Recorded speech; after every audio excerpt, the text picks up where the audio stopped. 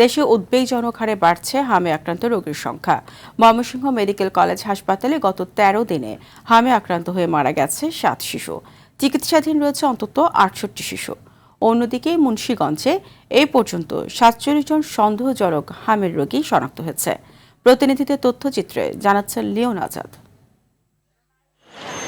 Mymensingh medical college হাসপাতালে হামির প্রকোপ যেন নিয়ন্ত্রণের বাইরে চলে যাচ্ছে।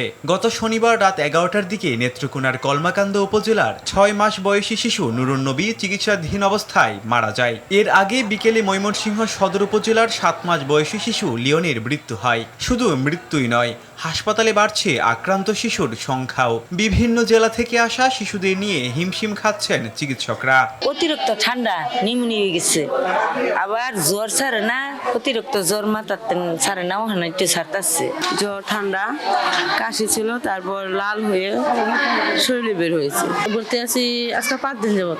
চিকিৎসক বলছেন হাম অত্যন্ত ছোঁয়াচে ভাইরাসজনিত রোগ, যা হাঁচি কাশির মাধ্যমে দ্রুত ছড়িয়ে পড়ে। অনেক শিশু নিউমোনিয়া, ডায়রিয়া ও অন্যান্য জটিলতা নিয়ে হাসপাতালে ভর্তি হচ্ছে। হাসপাতাল কর্তৃপক্ষ জানিয়েছে পরিস্থিতি মোকাবেলায় পৃথক কর্নার চালু করা হয়েছে এবং প্রয়োজনে আইসোলেশন ওয়ার্ড বাড়ানো হবে।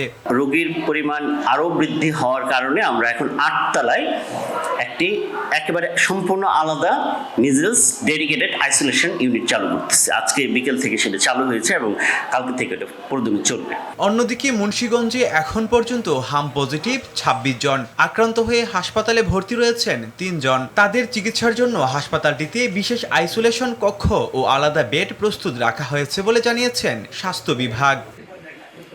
বিশেষজ্ঞরা বলছেন হামের টিকা গ্রহণ এবং সতর্কতাই পারে এই প্রাদুর্ভাব নিয়ন্ত্রণে আনতে। অবহেলা নয়, এখনই ব্যবস্থা, নইলে বাড়তে থাকবে মৃত্যুর সংখ্যা। লিওন আজাদ, RTV।